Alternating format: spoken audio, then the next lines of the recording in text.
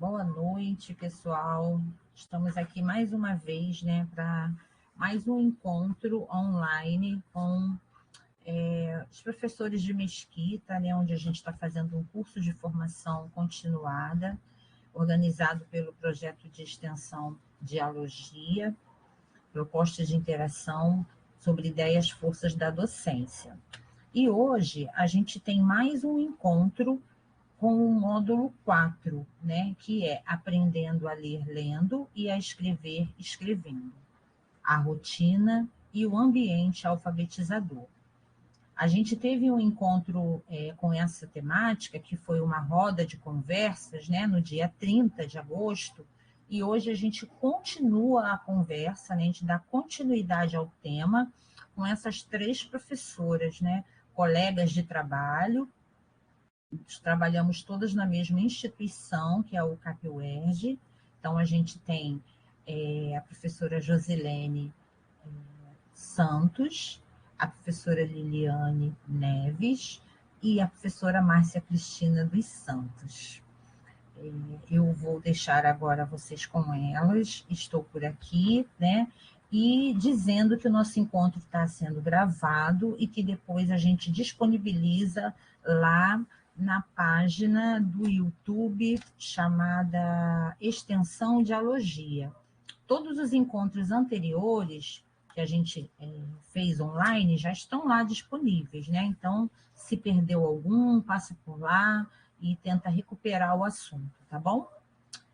Meninas, sejam bem-vindas, né? Todas fazem parte do Dialogia, todas são minhas colegas de vida, não só de trabalho, mas de vida, né? Com quem eu divido experiências da docência, né? A gente está sempre conversando sobre nossos alunos, conversando sobre a escola que a gente trabalha, sobre os projetos que a gente trabalha também, né? Então, é com muita alegria e muita honra que eu trago essas três professoras, né, para conversar com vocês. Obrigada, Ana. Boa noite. Eu sou Liliane, né? Como a Ana apresentou, né? Sou professora dos anos iniciais, trabalho no Instituto de Aplicação, né? Conhecido como CapUERJ, e a gente vai dar continuidade a esse tema, né? Que a gente começou a conversar lá no dia 30 de setembro. Foi uma conversa muito boa, né? Foi uma conversa que abordou diversos pontos da organização da rotina, né? E a gente volta aqui para esse tema de conversa. Eu sou Márcia, eu estou atualmente com turma de terceiro ano, né? Fazemos parte da mesma equipe, quer dizer, eu faço parte da mesma equipe da Ana, por sinal, e a gente teria esse encontro presencialmente, né? Mas, enfim, aconteceram problemas e a gente ficou impedido de ir. E hoje, então, a gente veio para dialogar com vocês, a gente fazer uma explanação sobre o que a gente entende, tá, por ambiente alfabetizador, por rotina escolar. E a qualquer momento que vocês sentirem necessidade de falar, se não der para guardar até o final, a gente pode parar e vai interagindo, tá? Não necessariamente precisa ser no final. Eu acho que as dúvidas podem aparecer, a vontade de interagir pode aparecer, e fiquem à vontade para isso. Passa a palavra. Boa noite, eu sou a Josilene, eu agora estou no primeiro ano, com as crianças, as menores lá que o CAP recebe. Eu espero que vocês gostem muito desse nosso encontro, desse nosso diálogo, né? Que o Dialogia é para isso, né? Para a gente poder trocar experiências, para a gente poder aprender umas com as outras e ter um momento aqui de aprendizado e até um momento terapêutico, muitas vezes, né? Que a gente possa entender esse espaço aqui como espaço de aprendizagem, de trocas e também de afetos. Passo a palavra. Passa aí o slide, Josi, por favor.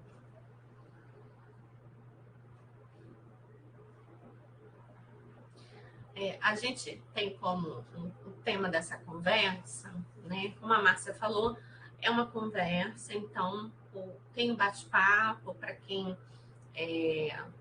não se sentir à vontade para abrir o microfone, pode escrever. Quem quiser abrir o microfone, né, e falar também para compartilhar.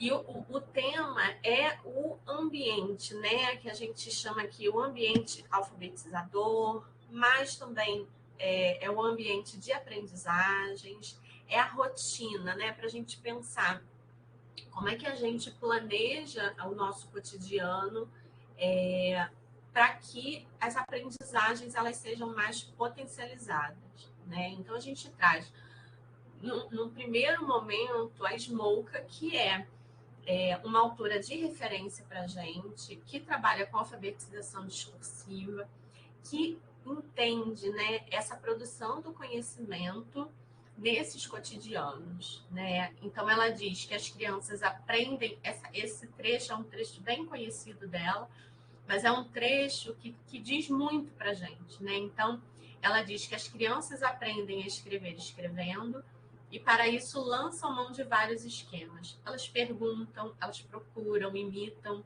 copiam, inventam, combinam. As crianças aprendem o modo de serem leitoras e escritoras porque experimentam a escrita nos seus contextos de utilização.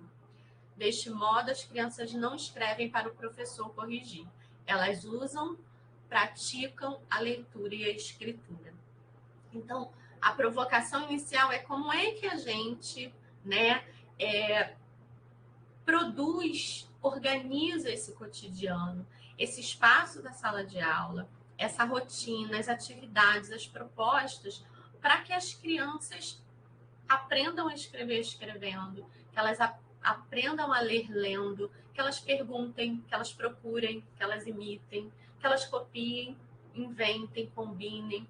Então, essa conversa é para a gente ir vendo esses elementos, né? A gente nunca vai propor, até porque a gente não acredita, né, numa rotina única, né, numa rotina que todos os dias deva ser daquele jeito, ou todas as turmas devam ser daquele jeito. A gente, lá no CAP, são 3 turmas por ano de escolaridade, né? São 3 rotinas diferentes. Cada turma tem a sua rotina, o seu modo de organização.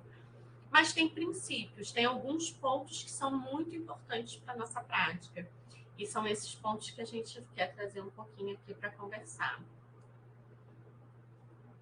Passa, João.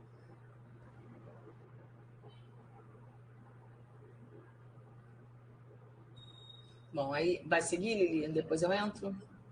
Pode seguir. E aí a importância desses princípios, né? O que a gente estava falando. O CAP, quando a gente chega lá, né? Todas nós temos cerca de 7, 8 anos de instituto, né? Antes tivemos outras experiências em outros espaços educativos, né? Em outros municípios, inclusive. E quando a gente chega, a gente vai procurando entender como são esses espaços e esses princípios. Então, a gente reúne esses princípios aqui para a conversa, e um deles e aí por que a gente chama de princípios, né? Porque é isso, não são regras, eles não são fechados, eles não são únicos, mas são balizadores do trabalho. Quando a gente senta para organizar, bom, vou organizar esse trimestre, eu vou organizar esse mês de trabalho, eu vou organizar esse projeto de trabalho, a gente segue esses princípios, né? Então, um deles quando realizamos o trabalho pedagógico, a gente faz escolhas. Por mais que essas escolhas elas não sejam diretamente relacionadas. Então, conscientemente, quando eu sento para planejar, eu não penso no teórico que eu estou me referindo para aquela prática, mas são bases conceituais que elas subsidiam a nossa prática. A gente sabe quais são os elementos que são fortes para a gente, quais são os objetivos de aprendizagem que a gente tem com aquele grupo, que não são diretamente pontuados, atrelados, mas eles a gente tem essas bases conceituais que são as bases mesmo, e elas vão subsidiando as nossas práticas. Então, quando vou planejar uma atividade, né? Vai aparecer aqui uma atividade de roda. Por que ela é importante? Né? Que princípios são esses? Que bases são essas que vão subsidiar essa minha atividade da roda? Marcinha, queria falar? Eu só queria citar o seguinte: a gente vive, né, assim, a gente faz formação de professores, né, com vocês, mas também com outras redes, e o que a gente escuta muito é sobre a questão do planejamento, né, o que é planejar, para que a gente planeja. Isso porque a gente passou algumas décadas na escola, eu trabalhei em rede privada há muitos anos, né, e você tem que entregar uma fichinha com planejamento para a coordenadora pedagógica de tanto em tanto tempo. A gente não está falando desse planejamento, porque a gente nem acredita nisso, né? O planejamento, engraçado, porque eu estava lendo hoje um texto, né, porque hoje também é um dia que eu tiro para estudar, e eu peguei um livro, não dá para ler direito, mas é Planejamento na Sala de Aula, do Danilo Gandim e do Carlos Cruz. Esse livro não é novinho, não, já tem um tempinho, mas ele fala exatamente, ele traz uma discussão sobre o que é e por que planejar. Porque a gente acredita nesse planejamento, como a Lili começou a falar, a gente sabe o que a gente quer, mas a gente precisa ir conhecendo a turma que a gente tem, com os elementos diferentes, porque cada criança é uma criança. A gente tem a ideia, mas esse desenvolvimento do planejamento, ele vai se dar o quê? A gente tem o conceito, mas a gente vai caminhando, né, no dia a dia, conhecendo a turma e o ritmo das crianças e o ritmo que a nossa proposta vai ter. E isso está intimamente ligado com o quê? Com a rotina que a gente vai estabelecer a partir daquele grupo. Então, eu posso ter o mesmo ano de escolaridade da Liliane, né? Mas a minha turma tem um ritmo completamente diferente do dela, e aí algumas propostas são específicas por turma. E por que a gente planeja? E aí, nesse livro, tem um textinho textinho não, um comentário que é o seguinte: um agricultor que conhece tudo sobre terra e sobre plantas teria, como assim, pouca colheita se não dispusesse de nenhum instrumento de trabalho. Então, é assim, qual é o intuito, qual é o ano de escolaridade, qual é o que eu quero alcançar com os meus estudantes. Então, posso conhecer tudo, mas eu só vou poder definir nesse convívio, né, da rotina do cotidiano escolar.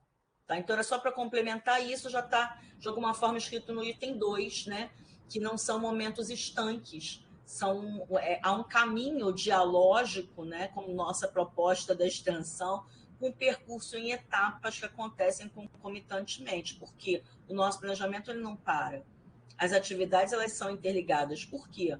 Porque a gente tem lá um projeto que, ao final, a gente vai ter um produto final. E aí a gente busca base nisso em vários autores. A Smoka é meu livro de cabeceira, está no CAP, inclusive, está lá na minha sala, porque é um livro que eu uso bastante, tanto na formação quanto para mim. É uma leitura e releitura o tempo todo. E a gente tem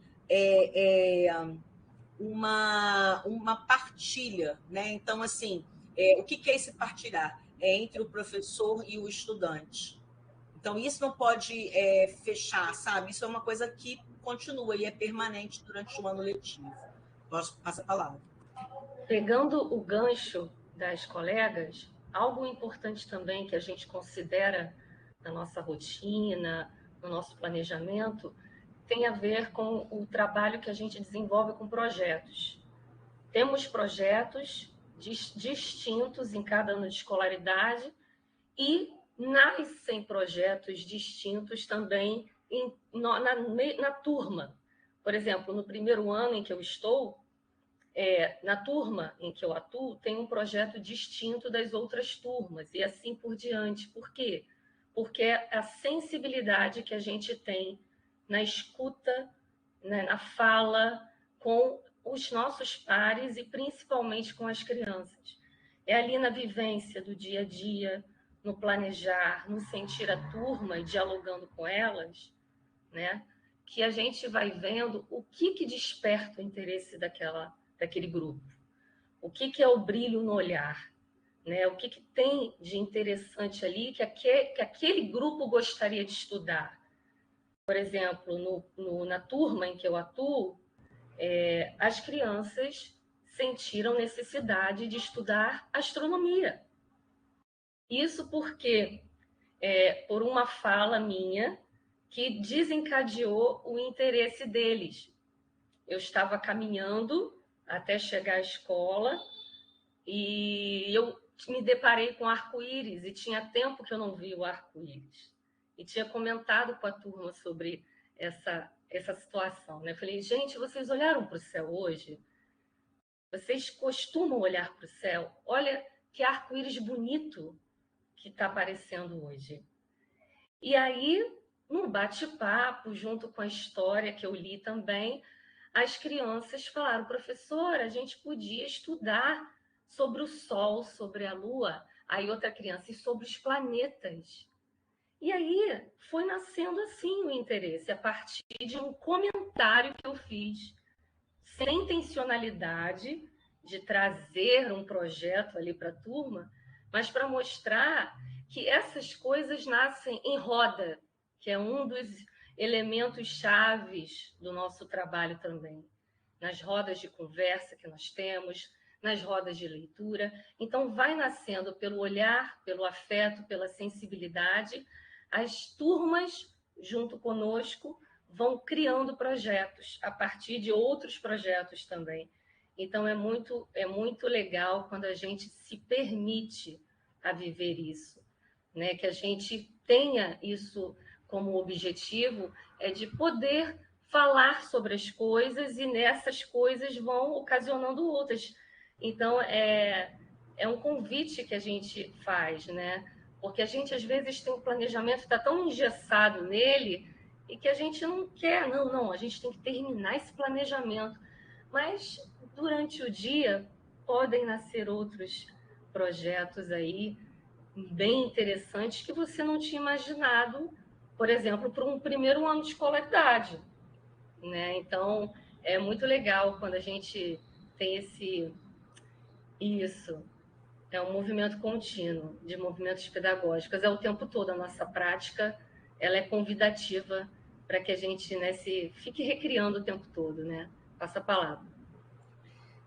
E a Josi falou, né? Eu tenho a Josi tem uma turma de primeiro ano, eu tenho uma turma de segundo ano, né? E a gente está vivendo um projeto que tem o mesmo tema, né? Lá chama Universo e Seus Mistérios, Josi. E são 2 anos de escolaridade diferentes, né? E surge por outros motivos, né? Um estudante leva um livro, enfim, parte daí. Mas só quis trazer para a gente entender, são 2 anos de escolaridade diferentes, que têm interesses parecidos, né? E tudo bem, né? Não é porque, não, vamos trabalhar só no segundo ano. Não, isso é assunto para o 6º ano, né? A gente pode trabalhar, nós 3 estamos trabalhando com astronomia, em anos de escolaridade diferentes, né? Porque surge do interesse das crianças. Mas eu fiquei pensando, Josi, enquanto você falava, numa palavra, e aí lembrei da Bárbara, né, no nosso encontro de agosto, que é negociação, né? Porque a gente tem os currículos oficiais, né, que são os conteúdos que chegam, né? E também, no nosso caso, há conteúdos, há objetivos de aprendizagem que precisam ser trabalhados, que a gente espera, né?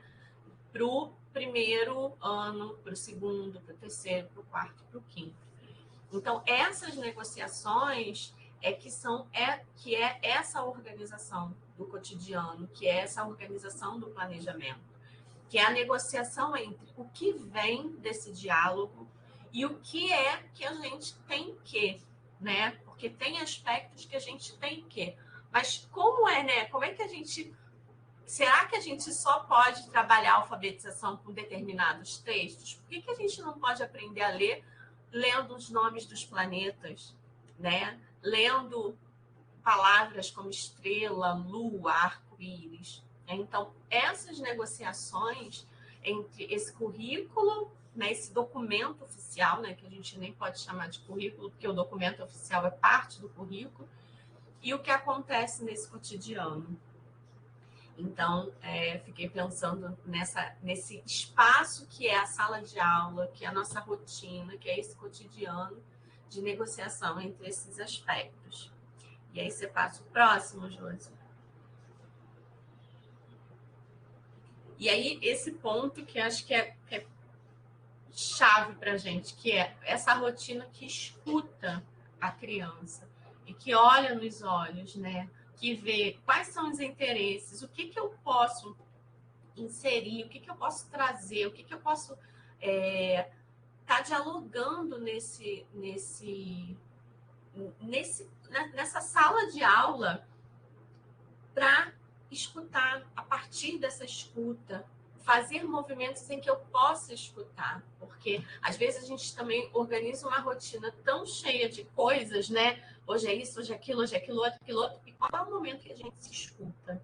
Né? Qual é o momento que a gente se olha nos olhos ao ponto da criança dizer: poxa, então vamos estudar sobre o arco-íris? Né? É porque teve um momento de escuta, porque teve um momento de olhar nos olhos e dizer: nesse lugar eu posso falar. Então, para que essa rotina também seja construída num diálogo, a gente vai criando, né, como mediador dessas aprendizagens que somos professores, a gente vai criando esses lugares para que as crianças também possam falar, para que a gente possa escutar, né, e para que elas possam se escutar também. A gente vem de um pós-pandemia e a gente está vivendo isso, né? Acho que todo mundo que está aqui, que está em sala de aula, vive, né, essa rotina atropelada por questões que as crianças não viveram porque estavam isoladas, não tinham esse convívio cotidiano. Então, fazer a roda, sentar em roda, escutar o outro, hoje é um aprendizado que a gente vai construindo ao longo do ano e do outro ano, né? Porque alguns conhecimentos que a gente conseguia organizar no primeiro trimestre, que estava com eles, a gente, nesse pós-pandemia, tem precisado de mais tempo. E aí, como é que a gente flexibiliza isso, né? É isso. É esse planejamento. É pensar nessa rotina e dizer: bom, a roda agora vai levar mais tempo. A roda agora precisa ter sempre essa fala de você está escutando o outro? Olha o que o seu colega falou. Olha como é importante. É ensinar essa escuta mesmo que está tão atropelada pelas telas, pelo tempo de isolamento, essa necessidade de todo mundo ter razão, né? Então, são momentos que a gente pode criar na sala de aula e pode colocar isso na nossa rotina com consciência, que é o que a gente falou lá, são esses princípios que são tão basilares que quando a gente vai pensar na organização de uma atividade, acende ali. Eu preciso que eles se escutem, eu preciso escutá-los, eu preciso olhar nos olhos. Então, vou criar ali um momento mais ampliado para que isso aconteça. E as crianças, né, Lili, elas querem isso de nós. Elas sentem necessidade de contribuir. Quando estamos em roda ali, quando elas dizem que estão interessadas em estudar, por exemplo, os planetas, elas também dizem que estão interessadas em estudar como é que o vírus da Covid surgiu. Entenderam? Isso também surgiu em uma das rodas. A questão de que o CAP também é um espaço, as rodas e o CAP é um espaço da gente compartilhar e partilhar nossas angústias. Né? As crianças também partilham as angústias, as curiosidades que elas sentem. Então, por isso que a gente não pode deixar de separar esse momento. Né? O momento da leitura docente que a gente faz, da leitura em que eles se prontificam para ler para nós, do momento em que eles dizem que, olha, o meio ambiente também tem tudo a ver com o universo. Entendem isso? Um projeto ele vai desencadeando outras temáticas urgentes de serem discutidas desde o primeiro ano. E aí a gente não deve separar isso, né? A gente tem que permitir, né, que as crianças sintam curiosidade e que a gente busque, de alguma maneira, trabalhar aquela curiosidade delas e a gente ser mediador daquele conhecimento ali, que a gente vai aprendendo muita coisa também, né? Então, é muito bacana quando a gente permite isso, quando a gente se permite também. Que a gente sinta que o momento ali da gente dialogar com as crianças em roda é um momento de grande ganho.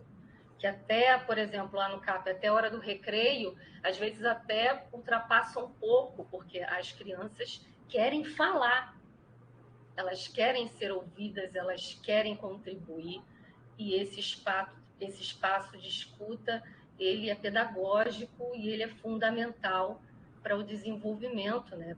Para o desenvolvimento deles e o nosso como professores, né? Passo a palavra. Você passa, Josi, o próximo?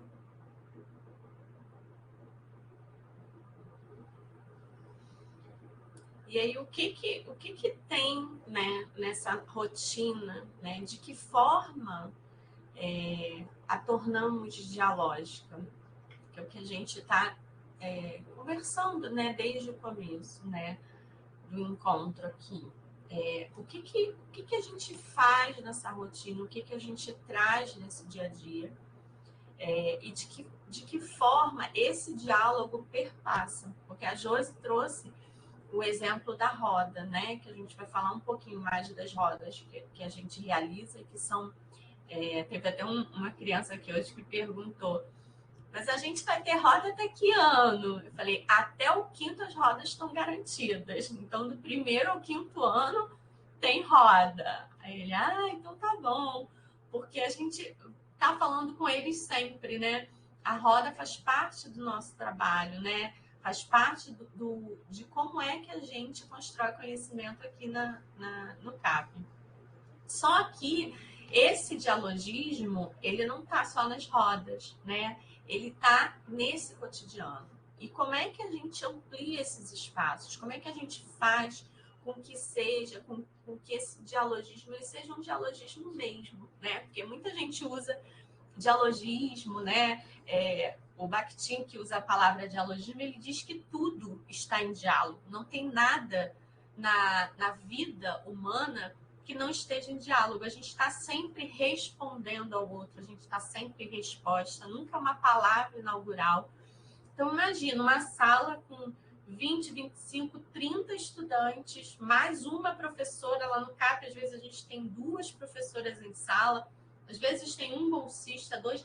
Imagina tantas pessoas diferentes, a gente achar que aquele lugar, aquele momento, é um momento inaugural para alguma coisa.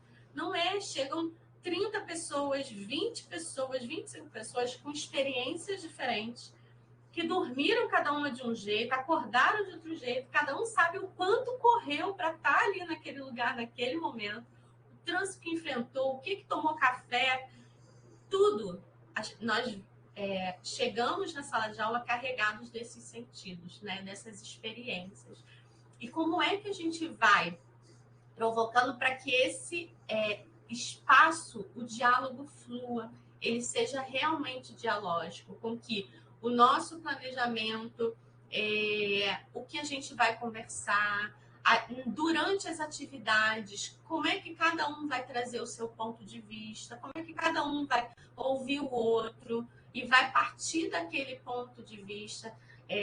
A gente está, né, lá no 2º ano construindo esses espaços de escuta e às vezes tem 3 que chegam, Liliane, isso, Liliane, aquilo. Aí eu falo para eles, tem 3 falando comigo ao mesmo tempo. Como é que a gente vai se escutar desse jeito? Nem eu escuto vocês, nem vocês se escutam, né? Então, como é que a gente torna dialógico um momento de aprendizagem? Que forma que esses conhecimentos eles são falados e são escutados para depois falar, para o outro falar aquilo, partir do que o outro falou, partir dessa escuta, para que realmente seja um diálogo e não sejam só pessoas isoladas, cada uma falando aquilo que está pensando.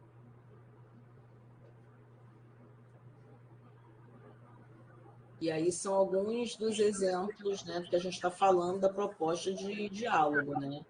Aí temos duas imagens, né? São duas rodas, uma com literatura e a outra que é a roda de notícias, que é uma roda que a gente costuma fazer no início da semana, com todas as nossas turmas de primeiro ao quinto ano participam, onde eles escolhem, selecionam em casa alguma informação, alguma notícia, que pode ser de jornal, pode ser de revista, que queiram compartilhar com os colegas e a gente dialoga sobre essas notícias. É claro, gente, que assim, hoje, quando a gente pega o jornal... Primeiro a gente teve que reentender que existe jornal físico, né? Porque estava tudo online e aí ninguém mais trazia nenhum tipo de notícia de jornal. Então, a gente falou, gente, existe jornal impresso, né? E selecionar a notícia, porque a gente pega o jornal e vem logo as tragédias, né? Então, assim, a gente também trabalha com as crianças um pouco o que é compartilhar uma notícia. É claro que vai ter momento em que a notícia trágica vai vir, né? Faz parte do cotidiano. Mas a gente estimula para que eles tragam alguma coisa que seja, tipo, a gente teve agora a Bienal do Livro. Então, saíram várias matérias sobre a importância da Bienal dentro do universo literário.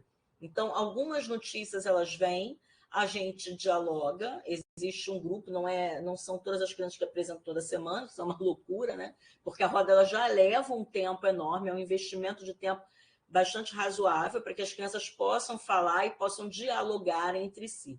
Então, a turma está aí em roda, escutando a notícia, conversando sobre ela, e em alguns momentos a gente também faz o registro dessas notícias, tá? Na roda literária, a gente também faz com a apresentação. Então, as crianças levam um livro toda semana para casa, isso, gente, do acervo que nós temos em sala de aula, porque existe a biblioteca e existe o acervo literário na própria sala. Então, todas as turmas têm. E eles selecionam lá qual é o livro que eles têm interesse de ler, e aí na roda eles compartilham com a turma, com os seus colegas, qual foi a leitura, o que dizia, qual era o enredo principal do livro, indica para algum colega ou indica para a turma. Então, tem esse movimento de dialogar sobre o que está no livro, e o que é interessante naquele livro e o que ele pode compartilhar com os colegas. Aí são outras rodas, né? Tem a roda de leitura. E a roda literária, a roda de leitura, ela não é feita necessariamente dentro de sala de aula, né? Ela pode ser levada para outros espaços da escola, né? Aí a gente tem aí um exemplo de um professor que foi fazer essa roda fora. Eu ainda não fui, não, tá, gente? Porque a gente está com alguns espaços restritos em função de obra. E aí o lugar que ficou muito marcado para leitura é a biblioteca, mas a biblioteca é usada para todos. Então, por enquanto, o terceiro ano, que é o meu ano de escolaridade, tem feito a roda literária dentro da sala mesmo, e em breve a gente espera poder fazer no pátio. Mas a escola que tem, por exemplo, uma árvore bonita, sabe? E quiser sentar com essas crianças na sombra da árvore, pensar em lugares, né, que tragam esse desejo de estar junto, né, do ambiente favorável para a leitura. Então, isso é uma coisa importante. E a leitura compartilhada, né, que o José até falou, a gente tem um momento em que a gente lê, e a leitura faz parte, por exemplo, do cotidiano do terceiro ano. A minha turma tem uma leitura todos os dias, independente de estar ligado ao projeto ou não, porque tem essa coisa da entonação, o terceiro ano é o ano, né, que a gente, teoricamente, está fechando a questão da alfabetização, então a gente está vendo pontuação, a gente está vendo entonação, né? E aí, gente, assim, a gente faz as rodas e tudo, mas a gente também não esquece do que traz de pedagógico nesses momentos, tá? Porque eu estou falando isso porque é importante. A gente não faz à toa, né? A gente faz porque a gente acredita que um olhando no olho do outro, que é coisa de estar junto, é um banquete, né? Tem um autor que me fugiu o nome agora, mas que ele fala muito do banquete da aprendizagem. E o banquete é esse, eu acho. Aí eu esqueci, mas enfim. Tem uma leitura que eu acho que é do Morin, que fala em banquete, mas tem uma outra também, que eu vou lembrar qual é o autor. Mas o banquete, nesse momento da roda, é aquilo que a roda está proporcionando. Então, na roda da leitura, é a leitura que se está compartilhando. Né? A roda de notícia é aquela leitura que está sendo compartilhada. E as leituras em diferentes fontes. Daí as rodas terem materiais diferentes também. E a gente fala muito, né, mas assim, informar leitores, né? Às vezes a gente não tem, né? Eu acho, o CAP é um espaço que tem um acervo, né? A gente chega já há 8 anos, esse acervo já existia, então é um projeto de escola do grupo que estava lá, né? Anterior a gente, mas mesmo não tendo esse acervo, né? Quando a gente diz que a gente quer formar leitores, mas a gente não tem no cotidiano uma leitura, é o que você falou, né? Uma leitura cotidiana, né? Um momento de ouvir literatura. Então, como é que a gente forma leitores se a gente não proporciona momentos de leitura, se a gente não traz literatura para as crianças conhecerem, se a gente também não dá espaço para que eles tragam as literaturas que eles conhecem, né? E a gente lê. Então, se a gente lê 5 livros por semana, né, 1 por dia, se a gente coloca na nossa rotina esse espaço, leitura coletiva, né? Ah, mas não dá espaço para fazer roda, porque a gente sabe que os espaços da sala são diversos, né? A gente tem agora nesse novo prédio as salas de primeiro ano que são bem pequenas, então encontrar espaço para roda é ali a gente vai ajeitando. Não tem na minha sala, se na minha sala não tem um espaço para roda, né? Se a gente conseguir garantir o espaço da leitura, a gente já está inserindo ali naquela rotina um ponto que é importante para o nosso trabalho, né? Que é a formação desse leitor, que ao longo de uma semana, esse estudante ouviu 20 leituras, né? 20, ouviu a contação de 20 livros de literatura. Então, ou um livro em capítulos que a gente vai ler ao longo de uma semana. Então, não tem um espaço para roda, é o que a Márcia falou, um espaço externo, às vezes no pátio, às vezes na biblioteca que fica fechada, a gente vai sentar lá só para ler, ou na sala de aula. Não dá para fazer a roda, aí a gente garante um outro ponto, que é a formação do leitor. E isso está aí, né? A gente botou as imagens aí de 2 exemplos de acervo literário, né, que a gente coloca em estantes ou coloca dentro de armário, enfim, o espaço que a sala permite, né, que a gente coloque os livros em exposição naquele momento onde a gente vai sentar e fazer a seleção deles. Uma das coisas importantes que a gente também faz é colocar o planejamento, né? Então tem a foto aí de um dia de planejamento, mas esse planejamento a gente faz diariamente no quadro. Ah, mas como que faz? Junto com as crianças. Quando as crianças chegam, a gente vai colocar no quadro o planejamento e vai conversando sobre aquilo que está proposto. Porque às vezes também acontece assim, quando eles vão ficando mais velhos, tá? 4º, 5º anos, terceiro também já faz. É aquela coisa assim, tá, a gente já sabe que tem que fazer isso tudo aí, legal, mas vai ter um tempinho para a gente ter livre? Eles começam a negociar a entrada deles também nesse planejamento. Então, a gente coloca, não, olha só, se der conta disso aqui, a gente separa um tempinho depois do almoço, depois do recreio, algum horário onde as crianças também se sintam parte desse planejamento. Em alguns momentos, isso é muito estratégico, gente. Quando a gente pega uma turma que está naquela, vou chamar de preguiça, mas eu não acho que é preguiça, mas enfim, aquela coisa assim, eu já cansei, já escrevi tanto hoje. Vamos pensar em quê? Pensar numa outra estratégia para que essa criança não desanime. Então, naquele momento, para, e aí vai procurar uma outra coisa. Na sala a gente tem jogos, né? Então, em algum momento vai lá, não, vamos dar um tempinho para jogos, vamos brincar de alguma coisa, para que essa criança também dê uma relaxada, porque o esforço, né, do aprendizado da leitura e da escrita, ela cansa. Em algumas crianças é cansaço mesmo, aquele cansaço mental, que a gente sabe o que é, porque a gente também vive muito isso no nosso cotidiano de professor.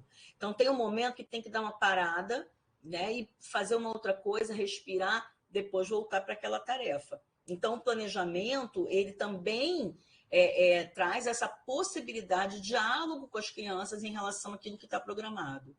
A gente explica para eles, né, Márcia, que assim, é flexível, que a gente coloca ali, e tem coisas que a gente marca que são prioridade. Olha, isso aqui é muito importante. Por exemplo, tem uma atividade no dia de hoje que é a principal, é a protagonista. Então, vamos priorizar. O que é essencial hoje no nosso planejamento? Aí a gente começa, porque o horário nobre, que a gente costuma dizer lá, é o horário até a hora do recreio.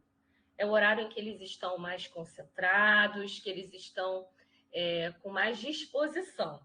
Depois do recreio já é um pouco mais desafiador para a gente, né? Porque as crianças já se dispersam, já ficam com muita vontade de ter recreio, almoçar, lanchar e se dispersam. Então, a gente diz que o planejamento, no final, é possível que tenha um tempo livre, mas para ter o tempo livre, precisa cumprir pelo menos com o que é essencial, o nome já diz. Então, essa negociação ela acontece diariamente, né? Porque mesmo em turmas do primeiro ano, eles imediatamente já estão começando a ler, né? Já estão começando, essa palavra tem todo dia aqui, ó, rotina, planejamento. Tem roda científica, leitura docente, entende? Eles já começam a associar as palavras e o que vai ser. A roda científica. Já sabe que não é a roda dos animais, que não é a roda de leitura, é a roda científica, é a roda, por exemplo, de notícias também. Então, tudo é discutido, tudo tem um diálogo ali para que a gente entre em consenso e que a gente consiga trabalhar da melhor maneira possível com eles, né? Passar aqui. E é um texto, né? Se torna um texto, é uma lista das atividades que a gente vai fazer. Lá na sala, eles gostam de marcar, Josi, o que já foi feito. E aí, todo dia, todo mundo queria marcar. E aí a gente combinou, né? Por ordem alfabética. E aí eles precisam ler aquela rotina para saber o que já foi, o que ainda não foi, para fazer aquele checkzinho do lado, né?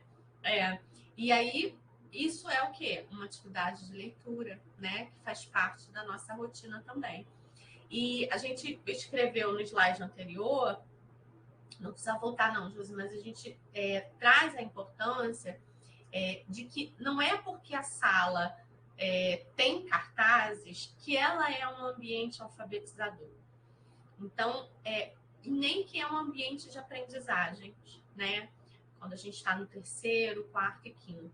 E aí a gente traz aqui algumas fotografias de cartazes que compõem as nossas salas, né? Que não são aqueles cartazes, os mais lindos e decorados, com aquelas, né, enfeites, porque o que a gente acredita é que o material ele precisa ser uma fonte de consulta para as crianças. Então, eles precisam saber o que está escrito ali. Eles precisam fazer relações com o que está ali. Então, é um material de leitura porque é construído com eles, é construído com um sentido. Então, eles olham para cá, sabem, aqui tem a lista dos nomes. Mas é só uma lista dos nomes? Essa lista não. É uma lista dos nomes completos. E essa lista, ela foi montada junto com eles. Tinha os nomes, todos cortados de sobrenomes, e aí a gente foi identificando e foi construindo essa lista. Então, todo mundo reconhece o nome do colega, vai lembrar de um dos sobrenomes, porque foi construída junto. E aí, é também um objeto de leitura, né? Quando a gente organiza as rodas literárias, né? Cada semana um grupo participa. Tá ali, é um cartaz da sala, mas é um cartaz que faz sentido para as crianças. Você passa, por favor, Júlia? Ó, aí a gente tem aqui, né, a sala organizada para recebê-los, né? Como a gente organiza as mesas e as cadeiras também tem um sentido, né? Hoje, essa organização, elas estão viradas para frente, em dupla. Elas podem estar em roda, elas podem estar em trio, elas podem estar em grupos de 4. Assim, a gente vai movimentando de acordo com o objetivo e com o espaço que a gente tem, né? Às vezes, o nosso espaço ele é reduzido e dá para movimentar de duas formas diferentes. Então, de acordo com o que a gente pretende naquele dia, a gente organiza. E também tem uma intencionalidade, que é como é que a gente faz, como é que a gente vê esse diálogo acontecer, né? Esse movimento dialógico no espaço, né? Quando a gente organiza desse jeito, o que a gente pretende? Que sentidos a gente quer? Quando a gente organiza de outra forma, também que outros sentidos a gente quer, né? A Ju está dizendo que depende do mobiliário, porque no primeiro ano a gente tem mesas que cabem 4 cadeiras, né? É um mobiliário específico do primeiro ano. E aí a gente não consegue organizar assim. Mas a gente, no primeiro ano, né, Josi, a gente muda muitas crianças de lugares, né? Então, o mobiliário, como ele é um mobiliário que ele limita, tá sempre com 4 crianças, a gente vai mudando eles de lugares, de grupos, experimentando novas parcerias. Todo mês a gente muda, às vezes a gente muda só para uma atividade, né? Então, é a intencionalidade do uso desse espaço de acordo com os nossos objetivos pedagógicos. Então, se a gente não organiza essa rotina, não pensa nesses objetivos, não tem essa intencionalidade, vai sendo tudo atropelado pelo cotidiano e esses elementos eles acabam dizendo coisas, às vezes, que não é o que a gente tem a intenção que eles digam. Aí a gente tem um outro cartaz que mostra, né, as fábulas que a turma leu.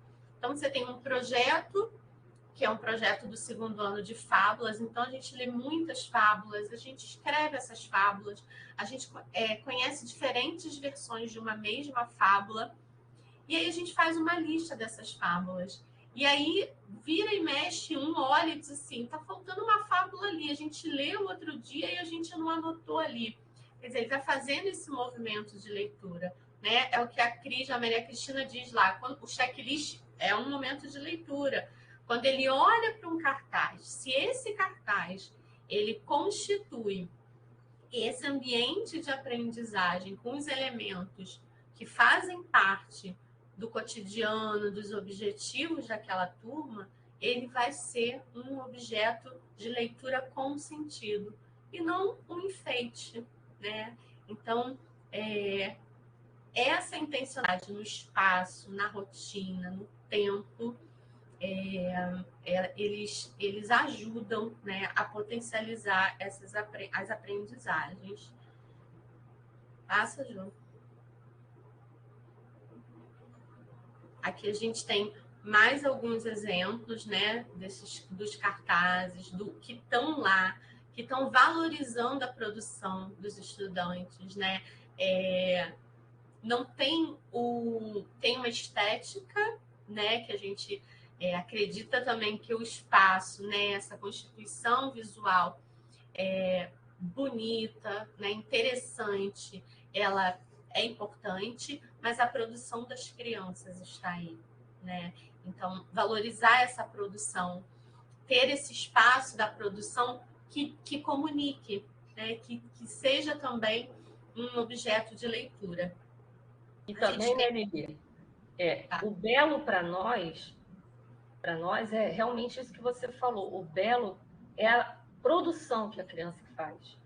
Então, não importa se aquela produção ali ela está da forma padronizada esteticamente que as pessoas estão acostumadas a ver, né? Porque o belo ali toma um outro sentido.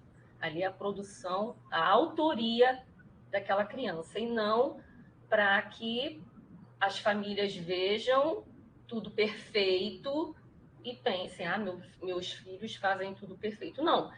As famílias, elas vão apreciar o belo dentro das possibilidades do filho deles, da beleza que o filho deles entrega.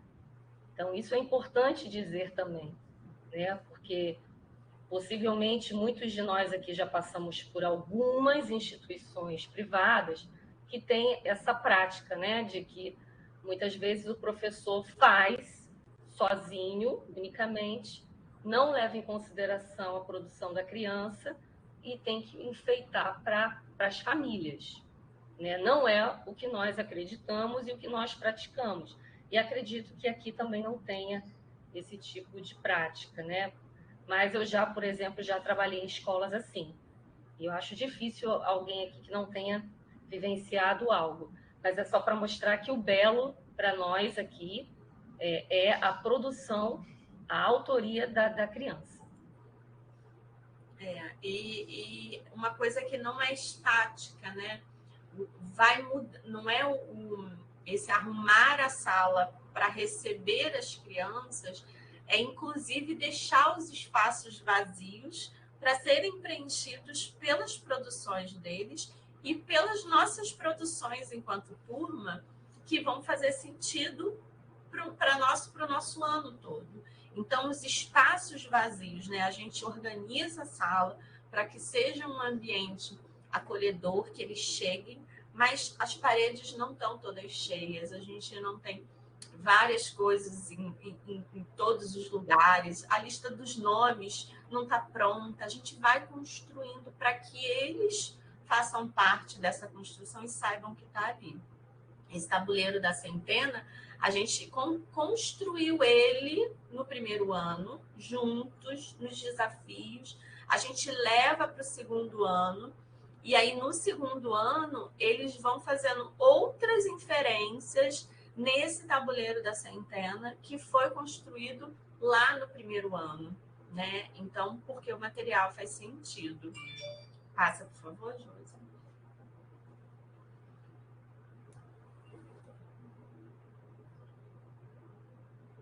Aí a gente tem também, né, os exemplos de leitura.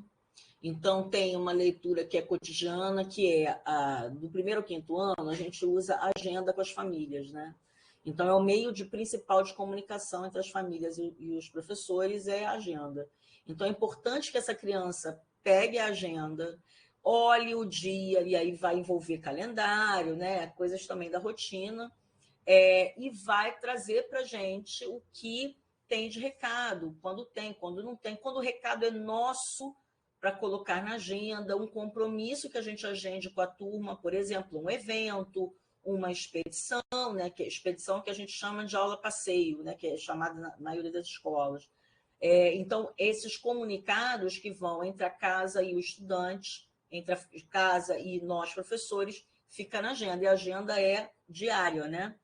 E o outro é a foto de um estudante apresentando uma pesquisa. Essa é uma outra coisa que fazemos bastante. A gente faz muita pesquisa dentro do CAP. Então, por exemplo, pesquisas que precisam de mais de uma pessoa para pesquisar, a gente faz dentro. Trabalho em grupo, né? Dentro da escola, a gente traz material ou pede para que as crianças tragam material e faz na escola. Mas esse aí não é isso. Aí é uma pesquisa que foi encaminhada para casa como uma tarefa de casa, e cada criança fez a sua apresentação das informações que conseguiu coletar acerca daquela pesquisa. Então, é importante aí a leitura, o que ele produziu de escrita, porque ele vai ler o que ele produziu ou o que ele organizou. Então, tem um trabalho aí que é do estudante que tem que ser valorizado. E, nesse momento, é o momento de compartilhar. Olha, eu encontrei...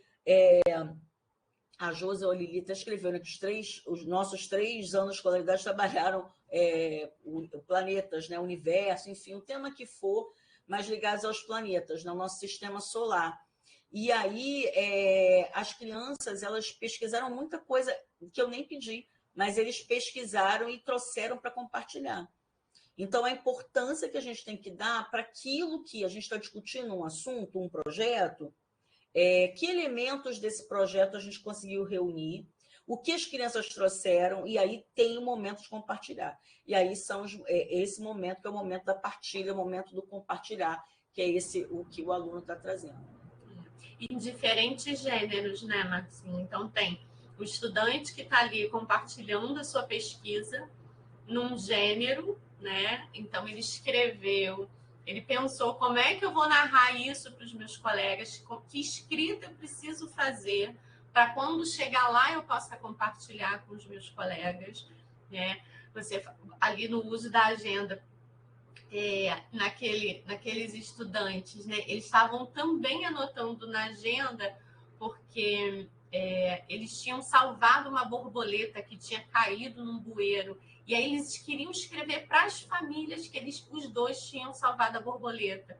Então eles escrevem: o Miguel e o Arthur salvaram uma borboleta hoje. Liliane, posso escrever para minha família? Então, o entendimento desse gênero, né, que é a agenda, o uso da agenda, o que acontece na escola, eu quero contar em casa, como a gente manda para as famílias, né, as famílias mandam para a gente, então posso contar também para quando chegar em casa a minha família saber, né? E aqui tem outros gêneros também, né? Conta aí. Como eu falei, as nossas expedições, né? Essa expedição, em especial, que tem essas duas imagens, é uma expedição que foi feita esse ano, onde a gente trabalha com um projeto chamado Meu Lugar no Mundo, que é falar sobre o bairro em que cada um mora e o bairro que é comum a todos, que é o bairro onde fica o CAP, que é o Rio Comprido. E nessa expedição a gente fez um circuito a pé com as crianças pelo bairro, um trecho do bairro, né, que fica mais próximo à escola. E a todo momento, né, a gente conversa, a gente fala, a gente vai apresentando os lugares, inclusive a gente conta com apoio também de professores de outros departamentos que também trazem sua contribuição acerca da geografia do bairro, e a geografia e história do bairro. E aí as crianças, nesse momento, as duas fotos, elas estão o quê? Elas estão fazendo registro de observações do que elas viram, do que elas escutaram. Então, a cada momento, a gente parou num lugar para fazer esse registro. E aí eles saem com prancheta, com lápis, né, com as folhas, para poder fazer esse registro, que é um rascunho, e que depois a gente pega essas observações e vai aprimorando num texto que a gente chama de relatório de expedição, que cada estudante vai ter o seu e compartilha também. Isso é muito importante, a gente compartilha as observações, porque às vezes um olhou uma coisa e o outro não lembrou na hora de registrar, mas também vivenciou, e aí de uma outra forma. Então, na hora que a gente senta novamente em roda para dialogar sobre o que aconteceu na expedição, essas observações elas são fundamentais. E aí está aí, para que se escreve, né? Só aprende a escrever escrevendo? Olha aí o que está acontecendo, a gente está trazendo motivações para a escrita. E o que acontece também, né, que nesses anos, a partir do terceiro, vai fazendo revisões com eles, né? Esse texto, ele vai e volta várias vezes, né? Para que as crianças comecem a perceber, né, a questão da coerência, ortografia, pontuação, acentuação, vários elementos importantes na construção de um texto. Em anos de escolaridades menores, a gente também faz textos coletivos, né? A professora são os escribas, escreve no quadro e nós ali, de alguma maneira, vamos incentivando que as crianças possam ir construindo, usando palavras para que a gente construa esse texto, né? Então, elas vão, falam uma palavra, será que seria legal se a gente escrevesse dessa maneira? Isso é uma construção coletiva. Isso era aprender a ler e escrever, mesmo sendo o professor como escriba. Então, eles ali estão começando a entender como é que se constrói o sentido da escrita, o sentido da leitura, né?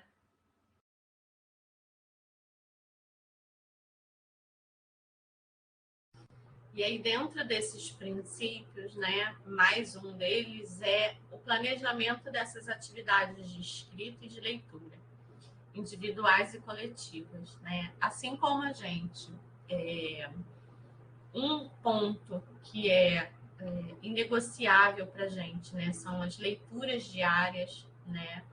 São as rodas, e aí compartilhando, né? Com os colegas que estão em outros espaços, né? Quando é possível a roda, mas a leitura é um ponto inegociável, né? Se a gente quer formar leitores. Então, o planejamento dessas atividades, eles fazem parte, o planejamento faz parte dessa rotina, né? Dos princípios basilares para que a gente tenha esses momentos de aprendizagem. Então, e aí, desculpa, Lili, termina, eu quero só completar depois. Pode ir? Não, pode ir, vai.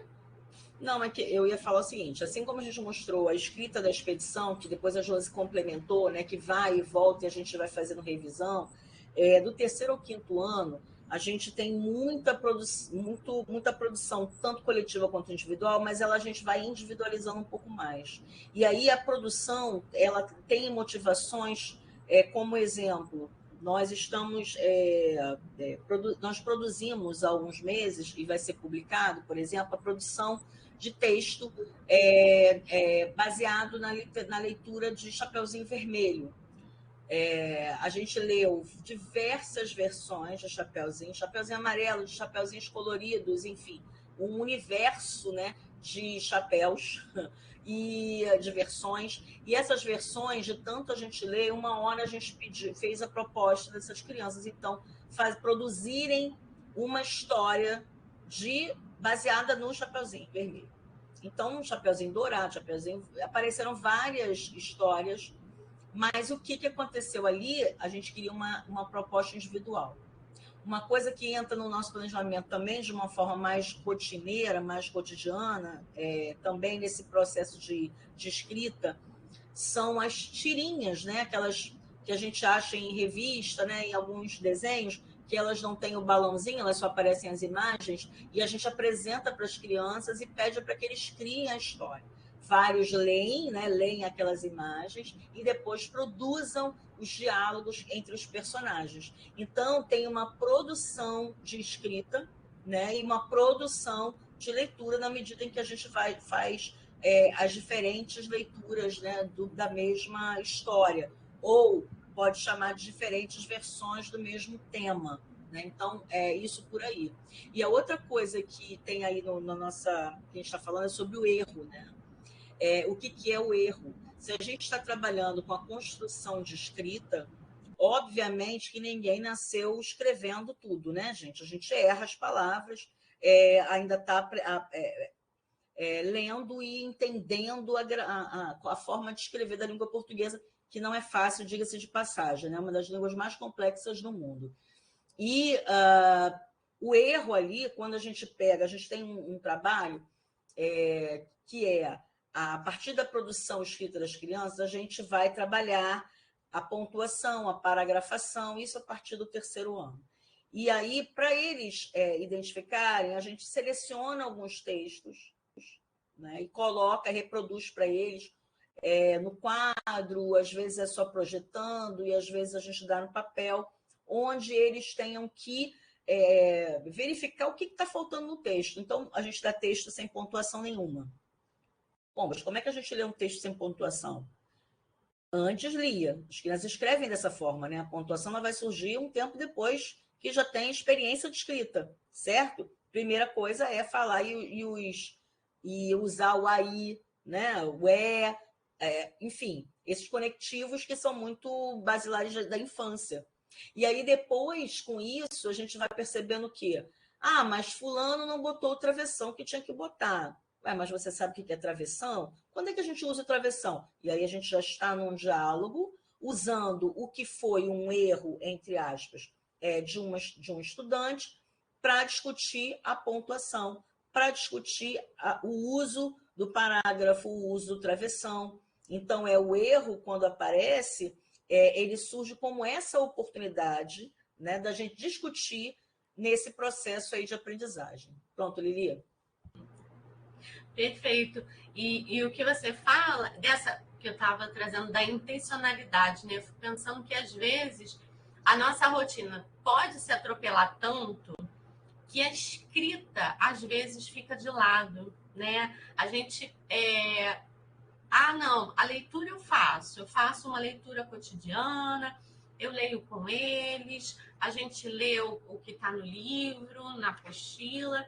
E a escrita, se a gente não tem, né, não planeja, não tem essa intencionalidade, a escrita ela fica um pouco de lado. E aí a gente, às vezes, pede, né, tem propostas e copiar, mas eles copiam todos os dias as atividades. Mas isso é uma atividade de escrita, né? A gente não está abominando a cópia, nem a cópia do quadro, porque a cópia tem a sua função, né? Eu vou anotar o que está ali, mas a escrita, uma atividade de escrita, o planejamento de uma atividade de escrita com essa intenção, né, que a Márcia falou, de vou colocar aqui os meus conhecimentos. Eu li tanto sobre Chapeuzinho Vermelho, eu li tantas versões, e agora eu vou produzir a minha. E aí eu vou produzir sabendo, e aí o planejamento dessa atividade com a intencionalidade de ensinar sobre a escrita. Que a gente não escreve de uma vez, que a gente escreve, revisa, reescreve. Nesse momento a gente olha a pontuação, a gente não olha tudo de uma vez, porque o nosso olho escapa. Às vezes a gente precisa pedir que um outro leia. A gente não está falando só de criança, não. A gente está falando de adulto, né? Quantas vezes a gente escreve e pede para o nosso colega, né? Quem não tem um parceiro, a gente que lê os nossos textos, alguém que a gente diz assim, não, lê aí, só para ver se passou alguma coisa. Ou você manda para uma revisora. Então, isso são atividades, né? O planejamento de atividades que tem a intencionalidade da escrita. Vamos produzir um texto, tá? Com que objetivo? Para quê? Baseado em quê? E não apenas um tema, né? Um tema solto. Hoje vamos escrever, né? Sobre isso. Tem repertório?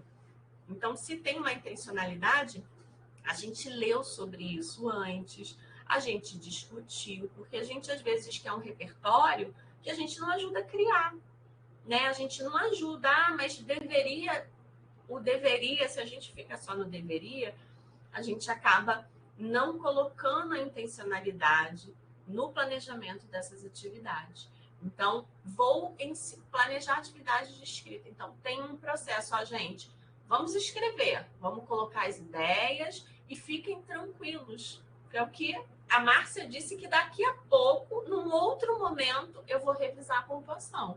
Num outro momento, eu vou revisar letra maiúscula no início da frase.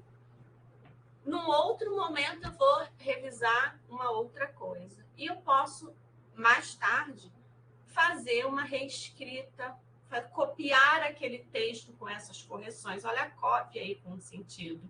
Vou copiar o meu próprio texto numa outra folha com essas correções. Então, às vezes a escrita ela fica um pouquinho, né? A gente faz muita leitura e aí por isso muitos de nós crescemos adultos com medo de escrever, né? Ai, meu Deus, tenho que fazer um TCC, tenho que escrever uma dissertação, uma tese, como assim, né? Passa, Ju. E aí a gente tem um pouquinho fala, Marcinha, das imagens sobre essa planejamento, né? Essa intencionalidade da leitura e da escrita no nosso cotidiano. São os exemplos. Vocês veem aí que em todas as imagens, as crianças estão como autoras, né? Então, elas estão ali criando, estão ali contando, escolhendo, né, o que querem ou não querem também apresentar, porque as crianças também elas são críticas e às vezes elas não querem colocar porque, não, eu quero fazer melhor. E aí tem sempre uma revisão. A Lili estava falando da revisão, a revisão tem um foco. Cada leitura, cada revisão, ela vai ter um foco para atingir. E aí, com as crianças montando, né, os textos e montando o material que vai ser usado na sala, né, as fontes de pesquisa, a gente também tem esse diálogo com eles do que precisa estar de fontes de informação na sala. E aí as escolhas nesses momentos aí, do que vai e o que não vai para mural, o que vai e o que não vai para a porta, enfim, para os lugares, né, que a gente usa para aprender, né, esses materiais diversos.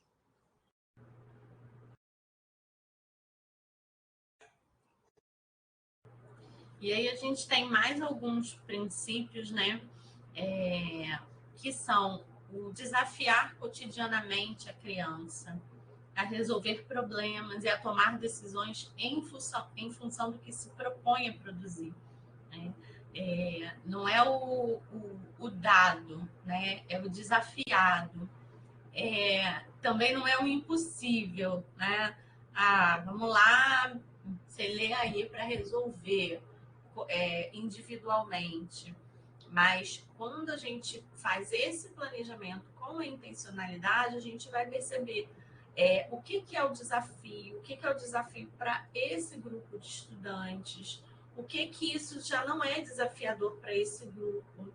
Então, eu posso propor a mesma atividade, mas com desafios diferentes para 2 grupos, né? Não preciso fazer 5 grupos diferentes na sala, mas o que é desafio? Se eu colocar isso aqui a mais de desafio, o que atende para esse grupo? E aí, esse outro grupo aqui, eu coloco um outro desafio. E aí, a importância desse espaço de consulta, né? O desafio pode ser ajudado a resolver com elementos que tem na sala. Semana passada, os estudantes lá da turma estavam fazendo um jogo, e aí era um jogo que envolvia soma, né? Que eles tinham que encontrar diferentes formas de fazer 35. Então, jogo do 35. Então, a gente escolhe um número, que depois a gente vai fazer o sempre 35, mas antes eles têm que encontrar algumas formas. E aí, eu peguei eles fazendo soma no tabuleiro da centena. Uma estratégia que eu não ensinei a eles, eu não disse assim. Aí eles iam 25 mais 10. Aí eles chegavam no 25 e contavam 1, 2, 3, 4, 5, 6, 7, 8, 9, 10. Aí o dedo parava no 35. Então, Lili, 25 mais 10, 35. Aí eu fiquei olhando assim, eu falei, olha a estratégia, porque era um desafio, mas um desafio possível, e que eles, com aqueles elementos que estavam ali, me surpreenderam pensando nessa estratégia. Então, assim, o desafio é o que nos movimenta, né? Então, pensar, planejar para que eles sejam colocados no cotidiano, né? E aceitar as diferentes estratégias. Porque e aí a gente sempre tem esse cuidado, né, de levar uma proposta e não dar uma resposta, e sim devolver a pergunta para que as crianças consigam pensar. Tem um modo único de fazer, né, Márcia? E aí a gente já estou acelerando, porque no terceiro ponto é compartilhar de ideia, mas é a partir daí. Porque quando a gente leva um desafio e aí a gente percebe as diferentes estratégias, né, e esse compartilhar de estratégias, né, nos traz o quê? Uma riqueza de diferença. E olha que a Lili, que é a professora, não tinha pensado nessa estratégia. Vem uma criança e mostra para a gente. E isso, gente, é algo que acontece todo dia. Caramba, como é que ela chegou nisso? E eu não tinha pensado dessa forma. E a gente já tem muita coisa formatada na nossa cabeça, né? Criança não. A criança, quando a gente devolve a pergunta e ela vai pensar no desafio, ela vai buscar elementos que ela está no cotidiano que a gente faz com eles. Então, é o quê? Poxa, tem lá o quadro... Estou com QVL na cabeça, porque o terceiro ano está trabalhando com o quadro valor de lugar. Mas quando a gente olha lá o tabuleiro da centena, é entender que ali tem estratégia. Né? Ali tem o quê? Ali tem a numeração, uma sequência numérica. Então, assim, vai buscar onde? É recurso que tem na sala. Pode seguir. E às vezes a gente diz assim, né? Eles mais velhos, né? No terceiro, quarto e quinto, eu já ouvi, né, em outras turmas, dizendo assim, vai ler um desafio matemático. E aí, né, que alguns anos atrás, em outros espaços, eram os problemas matemáticos, né? E aí a criança pergunta, é de mais ou é de menos? Por que essa pergunta tão rápida e direta, né? Porque a gente, muitas vezes, indica esse caminho, sem esse espaço para o desafio e para levantar outras hipóteses, né? Outras possibilidades do fazer. Então, quando cada um vai lá e diz qual é a sua estratégia, eu tenho feito com eles também o ditado do tabuleiro da centena. E agora a gente completou o da centena, está no da duzentena. E depois a gente vai, segundo eles, para a trezentena. E aí eu dito lá alguns números, o tabuleiro está vazio e eles precisam encontrar nesse tabuleiro, que tem 100 espaços, onde aquele número se encaixa. E aí olha que desafios que eles precisam enfrentar para encontrar esse lugar, né? Porque não é simples achar o lugar do 157 no meio do tabuleiro vazio, né? E eles vão construindo. E aí eles, quando eles colocam, né? A gente, como é que é o 157? A gente vai caminhando juntos. E aí eles querem dizer qual é a estratégia. Que aí depois que já tem uns 3, 4 números no tabuleiro, aí eles vão, já tinha o 135. Aí eu desci até o 155, andei mais 2, fui para o 157. Aí tem outros que inventam uns caminhos assim, vai lá em cima e levanta e abaixa. E eles querem dizer, enquanto estão dizendo, os outros estão escutando, outras possibilidades estão também sendo ouvidas, né? E sendo ali, na hora que ele vai realizar, ele vai levar em consideração as estratégias do colega também, né? E aí a gente pula, né? A gente passa desse movimento direto de dizer, né? Agora vamos fazer conta de mais, agora vamos fazer conta de menos. Não, a gente vai se desafiar cada um pensar como chegar àquele resultado. Isabela está dizendo que já participou desse momento do tabuleiro. É muito interessante. É isso aí, Isabela. É isso, né, que a gente falou. É esse trabalho de construção coletiva de escuta do outro, que a gente começa bem lá no coletivo, primeiro identificando os números, depois pensando na construção desses números. E aí, nesse caminho, quando eles vão fazendo essas elaborações, né, é maravilhoso mesmo. Que a gente vai explicando, inclusive para as famílias, principalmente as que estão chegando no CAP, que não conhece como a gente trabalha, né, que a matemática, ela nunca é uma vilã. Primeiro tem que desconstruir isso, que a matemática é uma linguagem. Por ser uma linguagem, a gente tem que dialogar sobre ela, conversar, fazer com que as crianças não tenham medo de dizer, de se posicionar. E o tabuleiro da centena é uma das ferramentas que a gente utiliza direto. Até o terceiro ano, até o quinto, né? Terceiro ano tem muito isso também. Do primeiro ao terceiro, a gente trabalha muito com o tabuleiro da centena de diversas maneiras, porque realmente nos possibilita muitas estratégias, desde as ordens e classes, unidades, dezenas e centenas, né? E até o que a Márcia e a Lili falou aqui para a gente hoje. Então, assim, quando a gente fala, olha, esse número que eu vou digitar, que a gente pode digitar um número, 157 eles buscarem, mas a gente pode também dizer que esse número, ele tem uma dezena. Ele tem uma dezena e 2 unidades. Qual será esse número, por exemplo? Então, as crianças, elas vão, aos poucos, entendendo o que é dezena, o que é unidade. Vão ter momentos em que elas vão errar, sim, mas o erro é aquilo que Márcia comentou, é uma potência. O erro, ele tem que ser visto como uma potência de aprendizado. Que a criança pode errar ali, mas ela vai aprender e ela vai entender. Eu trabalho com oficinas de matemática às quartas-feiras. E teve uma criança as turmas do primeiro ano são misturadas, né? Teve uma criança que chegou para mim que ela tinha muita dificuldade. Aí ela chegou, era de outra turma, inclusive. Ela falou, professora, eu estou muito feliz. Eu falei, o que houve? Ela, eu aprendi o tabuleiro da centena do nada. O do nada. A gente tem que desconstruir isso. Eu falei, olha, não foi do nada, entende? Com as aulas aqui na oficina, que a gente está ali, ó, trabalhando toda semana, nas aulas com as professoras de turma, entendeu? Então, nunca é do nada, é porque o aprendizado, né, para eles, quando vem assim naturalmente, eles falam que é do nada.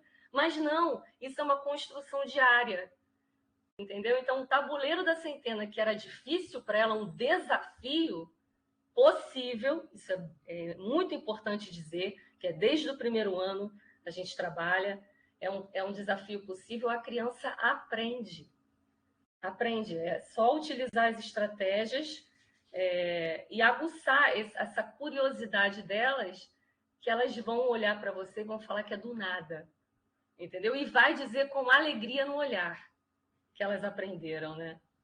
E a questão da segurança, né? Você dar, passar para a criança a questão da confiança. Porque as crianças, elas vêm com elas aprendem a serem seguras depois, né? Mas se a gente começa a trabalhar com elas, que o que elas pensaram tem valor, mesmo que a resposta não esteja correta, né? A gente traz a discussão para descobrir aonde é que está o erro, sem colocar essa criança na berlinda, entende isso? E sim trazendo essa criança para que ela possa pensar, mas e aí, como é que você chegou nisso? Me conta. Mas o fulano usou tal coisa, você usou essa. Quem é que pode ajudar? Então, trazer sempre para o grupo, para que as crianças fiquem com mais confiança entre aquele grupo. Depois elas começam a ter confiança em outros lugares. Mas a primeira conquista é ali, naquele grupo, onde ela está na escola, pertencente a um grupo, com atividades escolares. Porque isso é importante também, tá, gente? O ambiente escolar, que é diferente do ambiente da casa, né? A escola, ela traz o quê? Ela traz possibilidades de aprendizagem. Em casa tem, sim, mas na escola tem a questão formal, a aprendizagem como formal. Porque muita gente traz assim algumas questões de que a fulano só faz as coisas aqui na escola, mas em casa não sei o quê. A gente não tem que ficar se preocupando muito com o que acontece em casa, porque nós temos o nosso compromisso em sala de aula.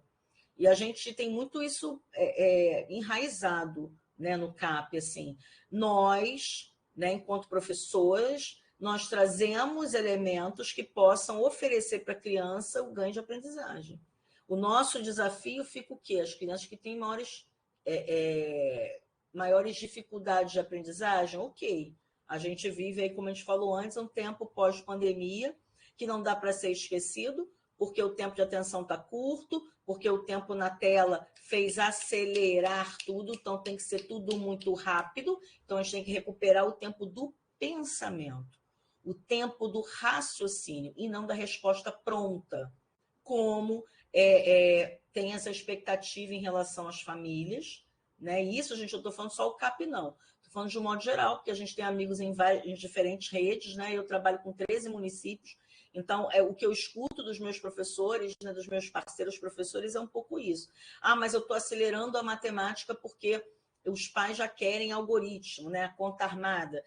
A gente tem uma briga danada com essa história de conta armada, né? A gente vai chegar nela, mas a gente está trabalhando a base 10, como vocês veem aí na imagem, a questão dos palitos, a gente usa muito material de contagem, uma construção da base 10 bem forte, que depois vai chegar no tabuleiro da centena e a coisa vai crescendo, né? Mas sem que a gente perca a ideia de favorecer as crianças no seu pensamento, no seu raciocínio que tem uma lógica matemática que muitas vezes fica esquecida. Falei demais, Lili, pode seguir. Passa, João. A gente traz mais alguns momentos, né, desse cotidiano. Então, a gente tem a construção de um gráfico dos aniversariantes, né, da turma. Então, mas gráfico a gente só vê lá no 4º e 5º ano, né? Será? Será que esse gráfico construído com a turma, né, com informações sobre eles, né, que não foi de uma hora para outra, então todo mundo pesquisou o dia do seu aniversário, e aí que tem a ver lá com a agenda que a Márcia falou, com o calendário, e aí cada um foi lá e pintou o seu quadradinho do seu aniversário, e depois a gente olhou. Que quantidades são essas? Qual mês tem mais? Qual mês tem menos? E aí depois a gente escreve, né? Esse mês tem mais aniversariantes na turma 11. Esse mês tem menos. Esses meses não tem nenhum. Então, a gente não precisa deixar para depois. O que a Márcia falou, o conhecimento a gente vai desafiando, né? Os nossos princípios a gente vai desafiando, a gente vai problematizando. Os desafios eles vão se complexificando, mas a gente não precisa negar, dizer isso aqui não, isso aqui a criança é muito pequena para. Não, existe óbvio, no 4º, 5º ano ele vai ler gráficos mais complexos, com mais entradas, né, de mais informações, vai cruzar informações ali, mas se a gente for construindo isso, esses conhecimentos, né, e a Márcia falou isso, né? A gente fala do mundo que tem isso né? Mas na escola, às vezes, a gente estabelece uma rotina que é muito assim, né? Ensinei isso hoje, amanhã tem que já estar sabendo. Ensinei isso, semana que vem já tenho que avaliar para ver se está sabendo, né? Será que é assim? Né? Será que é desse jeito que a aprendizagem acontece? Será que esse tempo também, dessa rotina, a importância disso está sendo feito com constância, não diz para a gente também desses tempos, né?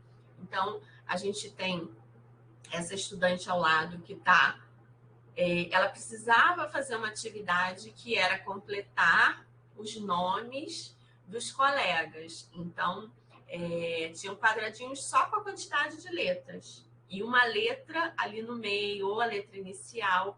E aí ela falou, eu vou lá na lista do meu caderno, porque lá tem. Então, o caderno não é só esse lugar onde eu copio as coisas. Ele é o meu material de consulta.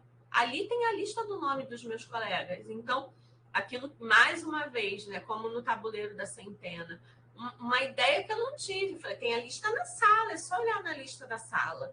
Ela falou, não, eu quero no mesmo plano, né, para eu colocar aqui em cima da mesa e eu ir batendo e conferindo.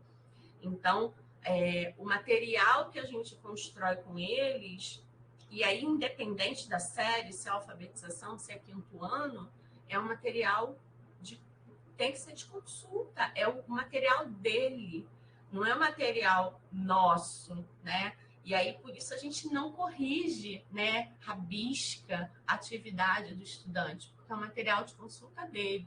A gente orienta as correções, mas tem que servir para fazer outras coisas, né, gente? Senão a gente está gastando papel para fazer uma vez, tudo fazer uma vez só, né? Uma coisa ou outra a gente pode fazer uma vez, mas tudo a gente vai fazer uma vez só e depois não vai servir para nada. Eu acho que é para a gente pensar. Passa, Ju. Aqui tem também 2 atividades, o tabuleiro da centena, como a gente disse, né? Não vamos nem prolongar, e também atividades de formação de palavras, de leitura, uma atividade de leitura, em que a gente distribui. Isso acontece muito em aulas normais, mas acontece demais nas aulas do apoio, né? Que a gente dá um apoio pedagógico às crianças que sentem mais dificuldades, né? Então, palavras que terminam, né? Que rimam, que terminam com as mesmas letras, para as crianças lerem, irem agrupando junto com seus pares. E aí, nesse momento de leitura, um vai ajudando o outro, porque um colega começa a identificar a letra inicial, o outro já diz, olha, Mas tem também, olha, aqui porque eu não consigo enxergar muito bem, tá, gente? Está escrito aqui, panela, favela, fivela, olha, o lá, tá vendo? Olha, esse aqui também tem o lá.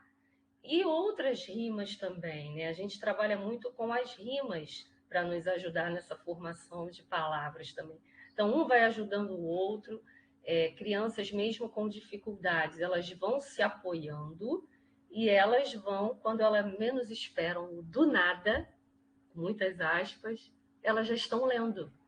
E aí elas ficam surpresas com a capacidade que elas têm, que elas aprendem a ler, apesar de muitas vezes não terem bons professores, né? De terem práticas muito tradicionais e que não contribuem, que as crianças aprendem a ler apesar de tudo isso. E quando a gente transforma a vida das crianças com a nossa prática e a gente está lá dialogando com elas e prepara aulas convidativas assim, elas reconhecem isso e ficam muito felizes, porque elas começam a ler e elas vão dizendo, dando esse feedback para nós, e as famílias também vão dizendo, poxa, estamos muito felizes porque começou a ler. E não foi o Babebi Bobu, entenderam? Não foi com o Babebi Bobu, foi com esses textos, com a leitura docente, é com um apanhado de aprendizagem, um apanhado de práticas ali, cotidianas, é que vão construindo, igual tijolinho, esse aprender a ler, esse aprender a escrever, essa questão do cálculo mental. É aos poucos mesmo que as crianças vão aprendendo. E aí elas sentem segurança nisso, elas se sentem aliviadas também. Não tem que aprender correndo, eu tenho meu tempo. Eu sei que eu vou aprender, sabe? Eu sei que eu vou aprender e eu tenho meu tempo e eu estou fazendo a minha parte ali para aprender. Então, a gente diz isso, não se preocupe, não se compare, não se preocupe, que você já é leitor, você já é leitora, que você está lendo o mundo.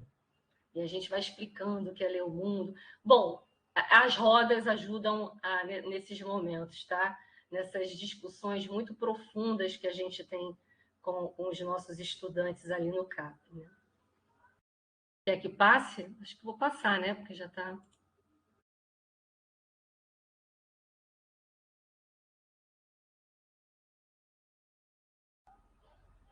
Ah, tem no quadro também, né? A gente também utiliza muito o quadro para convidar as crianças, né? A gente sempre convida para que as crianças vão até o quadro, para elas poderem escrever. Né? Então, assim, as crianças se sentem muito motivadas. Eu não lembro na minha trajetória ali no CAP como professora de ter muitas crianças que não quiseram ir ao quadro, mesmo as mais reservadas. Elas sempre se prontificam, elas querem ler, elas querem escrever, elas querem mostrar que elas estão, de alguma maneira, participando e aprendendo. Então, quando a gente pede para a criança vir e a gente discutir sobre as palavras que elas escrevem, elas se sentem valorizadas com isso. E isso é muito importante no processo de alfabetização, né? É um processo em que as crianças, além de estar ali em grupo, né, no coletivo, elas também querem que as outras crianças a olhem e a observem e digam, validem, olha, você está conseguindo. Olha, não tinha aquela palavra que você não escrevia? Agora você está escrevendo essa palavra. Entende? Então, isso é muito importante. É muito importante que a gente convide as crianças para irem ao quadro. E quando é a matemática, então, que é o sucesso, tá? Matemática é o sucesso, porque eles querem mesmo ir ao quadro, escrever os números, escrever muitas vezes as letras, porque muitas crianças já sabem que tem letra na matemática, eu tenho que falar, gente, mas isso é cenas para os próximos capítulos, tá? Tem criança que você está, isso é uma minoria, tá? Mas você está lá ensinando subtração e a criança chega para você, ó, eu escutei isso, tá? E fala assim, professora, mas na subtração também é possível nos números negativos subtrair o número menor pelo maior. Números negativos. Criança falando isso no primeiro ano, entende? Não é uma regra, mas tem crianças assim, né? Que a família incentiva, curiosidade, aquela coisa toda.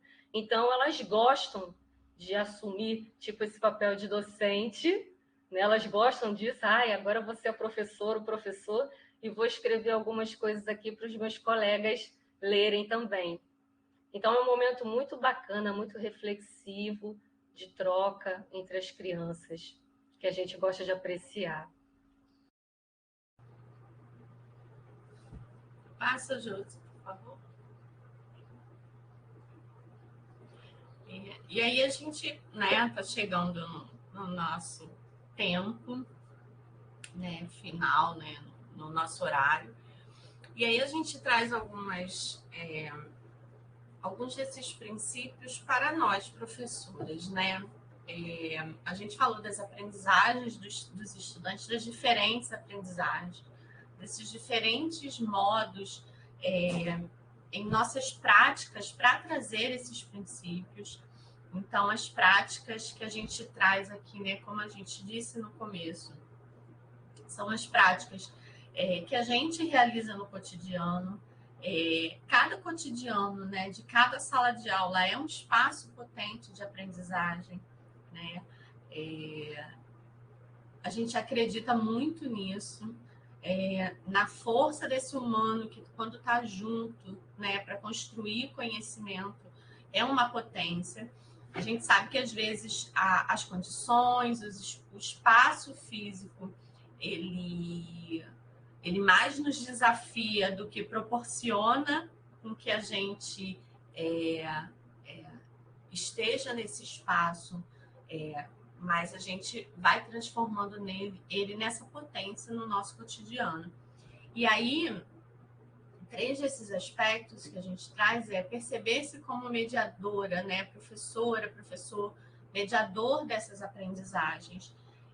Somos nós os responsáveis pela organização desse planejamento, por trazer esses desafios, por provocar, né?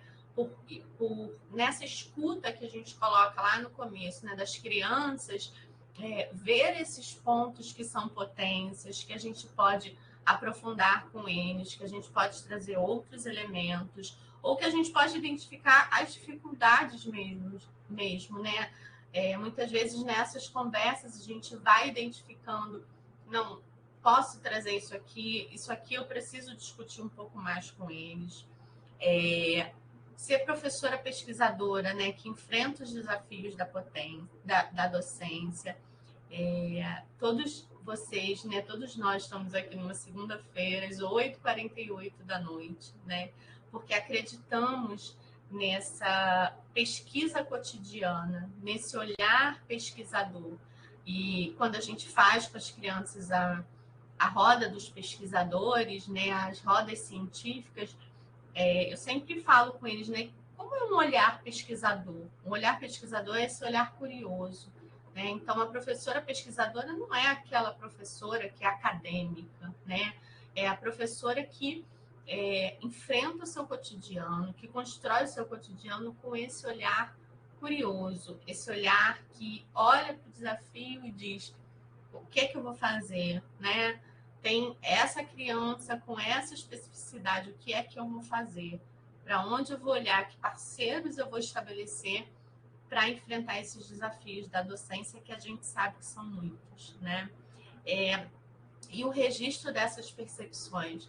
Às vezes, também na correria do dia a dia, a gente não registra tanto e a gente não vê, muitas das vezes, alguns avanços que são micros, né? Algumas aprendizagens que são pequenas, porque elas passam, né? Então, o registro dessas percepções, né? Às vezes a gente não consegue registrar e não vai conseguir mesmo sobre todos os estudantes todos os dias. Mas uma observação que a gente faz naquele dia de 1, 2, 3 estudantes e que a gente registra, né? A gente lá na escola tem a prática do diário de bordo ou do caderno de registro, né? Como cada um chama, mas é um registro dessas percepções. Hoje eu percebi que o Davi fez assim. E aí percebi que a Camila fez daquele jeito. E aí, ao longo, a gente vai construindo esse acervo para a gente ver e consultar quando a gente for organizar o nosso planejamento, a nossa rotina. Passa, por favor. Aí, só para terminar aqui, por que eu coloco essa imagem, né? A gente falou um pouco dos desafios da pandemia, e essa turma, que é uma turma que hoje está no 2º ano, essa foto eu sempre trouxe ela na reunião de responsáveis, na última do 1º ano, e que foi um registro muito importante para mim, porque foi a primeira vez ao longo do ano, já no finalzinho, que essa turma de 1º ano senta para brincar junto. Então, assim, eles se organizaram para brincar. Uma turma que tinha muita, ainda tem, né? A gente está construindo, mas assim, no início era muito difícil que eles se ouvissem, era muito difícil que eles brincassem, que eles se organizassem para estar juntos. Então, quando eles sentam num momento pós-recreio e que eu tô ali ajeitando as coisas para retomar, que eu vejo, eu falei, não, eu vou fotografar. É esse registro, né? Que às vezes não precisa ser escrito, né? É uma foto que a gente faz, é uma filmagem, mas que registra aí, eu falo assim, aqui deu um pouquinho certo, porque eles conseguiram se organizar enquanto grupo, enquanto turma, estar um do lado do outro, um entender que um bota a mão por cima e o outro por baixo, porque as mãos vão passar. Olha quantos conhecimentos que tem aí, e que esse registro eu trouxe para vocês, porque é isso, né? O quanto que ele fala para mim, enquanto professora, dessas aprendizagens das crianças. Se passa, por favor. E aí a gente traz agora, né, faltam só esse mais um outro slide, que a gente, como a Márcia falou, né, a gente tinha planejado um encontro presencial e a gente encontrou nesse livro aqui uma leitura antiga nossa, que a gente revisitou, que é um texto da professora Maírce, e que ela fala dessa questão, né, da organização da sala de aula, do ambiente alfabetizador, e ela traz umas provocações muito bacanas, e que a gente queria ouvir muito vocês. Mas o nosso tempo é curto, a gente só tem mais 7 minutos, mas eu vi que a Letícia botou um formulário aqui, e aí eu já fui lá futucar o formulário de presença, e ele tem um espaço que é para comentários, né? Então a gente vai ler essas provocações, e aí depois, se vocês quiserem comentar, quem já preencheu o formulário e quiser preencher de novo para colocar, fazer algum comentário sobre essas provocações, e quem quiser também, né, a gente pode compartilhar o texto, que a gente chegou até a fazer um PDF para compartilhar com vocês. Aqui a gente pode enviar por e-mail o texto também. E o texto se chama... Cris, foi uma emoção mesmo quando esse registro, né, de perceber toda a nossa organização e o planejamento e essa rotina, e a gente conseguir no final que eles sentassem e brincassem. E esse texto é Ambiente Alfabetizador, a sala de aula como entrelugar de culturas. E aí é um texto de 2004, mas que traz provocações muito atuais. Então, a Maíse diz aqui nesse primeiro apontamento que a gente separou, né? A professora, colocando-se como parceira de seus alunos e alunas, cria um ambiente alfabetizador em sua sala de aula, exercitando a produção coletiva de conhecimentos e contribuindo efetivamente para mobilizar o desejo de aprender a ler e escrever das crianças, condição fundamental para que essa aprendizagem aconteça. Então, ela traz isso, né, que a gente vem conversando, a professora como essa parceira que escuta, que olha, que organiza esse espaço, esse tempo, né? Então, a rotina não é só uma lista de atividades, né? É o espaço, é o tempo, como a Josi falou, né? Às vezes a roda precisa ocupar 1 hora, 1 hora e meia do nosso dia, porque é isso que tem um sentido para a gente, um valor nessa produção de conhecimento. As mesas da sala, quando eu deixo preparadas e arrumadas daquele jeito para que o grupo chegue e a gente consiga fazer essa atividade pensando nessas parcerias. Então, a Maísa aponta para a gente, né? Como nós, enquanto docentes, né, enquanto professoras e professoras, criamos em parceria com os estudantes esse ambiente. Quando a gente diz lá dos cartazes, né, que não são os cartazes sem sentido, mas nessa parceria que a gente vai construindo. E aí ela diz também, o que não tem sido discutido sobre um ambiente alfabetizador nos cursos de formação de professores, e o que a escola também muitas vezes não sabe, é que não existe um ambiente alfabetizador universal que atenda às necessidades de qualquer criança, em qualquer tempo e lugar. O ambiente alfabetizador tem que ser datado e situado. Ele é histórico. Então, não existe um lugar perfeito, nem único. Vocês viram fotos aqui de diversas salas, né, do CAP. E ano que vem, essas mesmas salas vão estar com outros professores e com outras turmas e vão ser outras salas. Porque não fica nada, né? Ficam só os livros, a gente está tentando manter o acervo, né, Márcia? E não carregá-los. Mas tudo que é construído ali vai ser construído com aquela turma, porque tem que fazer sentido para o seu grupo. Se não fizer sentido para o seu grupo, vou pegar aqui um desenho bonito de emborrachado que eu comprei, que eu trouxe. Às vezes a nossa intenção ela é a melhor, né? Mas o que é que aquilo está dizendo de ambiente alfabetizador, né? Passa, Josi.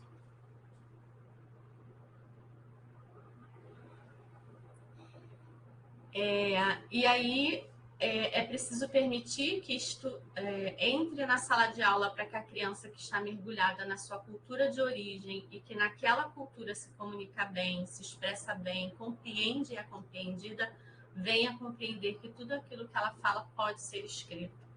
A gente não trouxe aqui, mas a gente tem muitas, né, fotos de escritas que estão nos nossos murais e que não estão ortograficamente corretas. Hoje, nesse projeto do Universo e Seus Mistérios, eles escreveram as perguntas que a gente quer ir encontrando na nossa pesquisa. Tem várias correções ortográficas ali, mas são as perguntas que estão ali. É o início de uma escrita. E está lá na sala.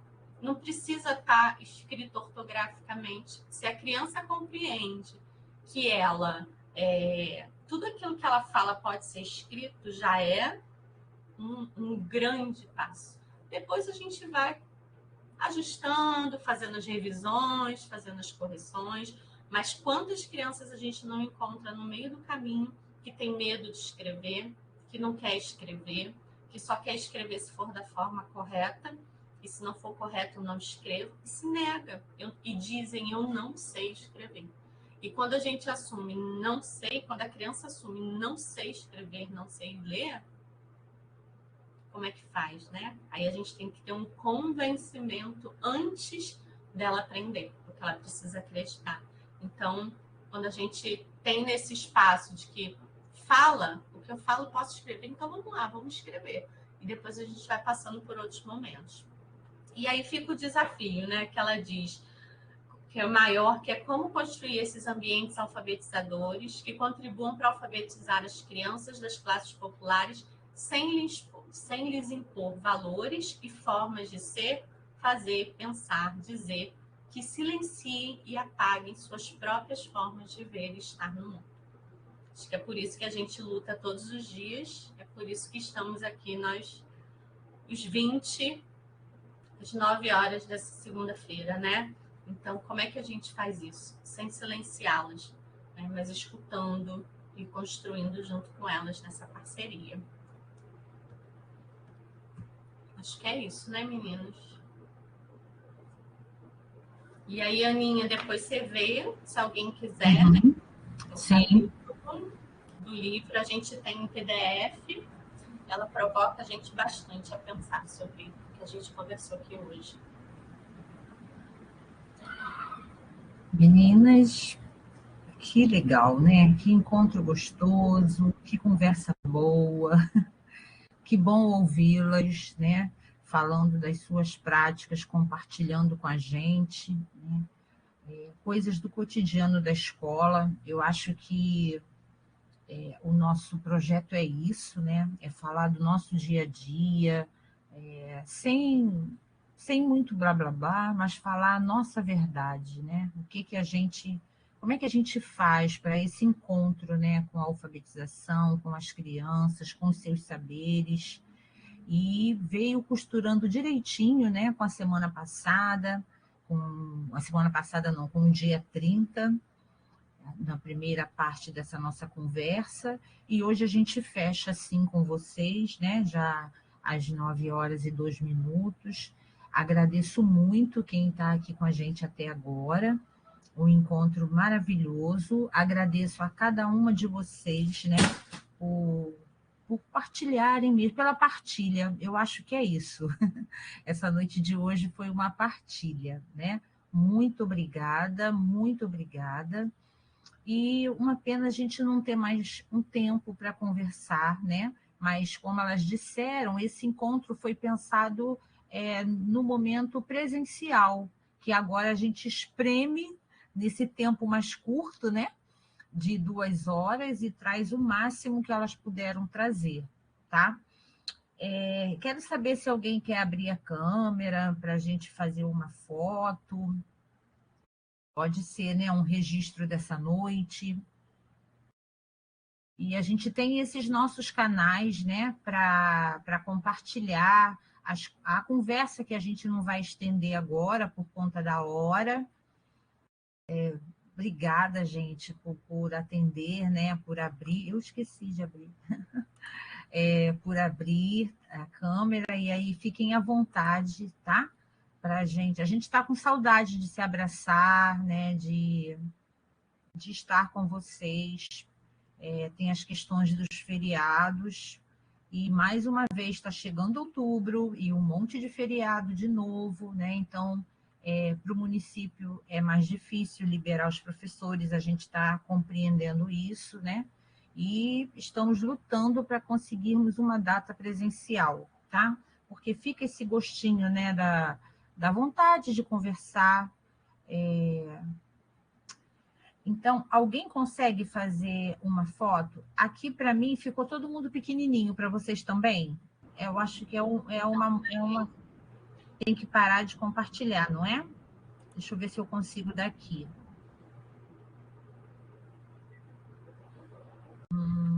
Acho que se eu tirar a Josi do compartilhamento. Deixa eu ver se é isso. Tenta me tirar, Ana. Tá. Deve ser isso. Porque ficou todo mundo miudinho. Para mim também. A Nathalie escreveu aqui no chat. Precisa minimizar a apresentação no canto inferior direito. Minimizar no canto inferior. Mas tá bloqueado para mim, para minimizar. Não está funcionando, está bloqueado. Para mim também está bloqueado. Josi, você não é mais a moderadora, eu não sei o que é.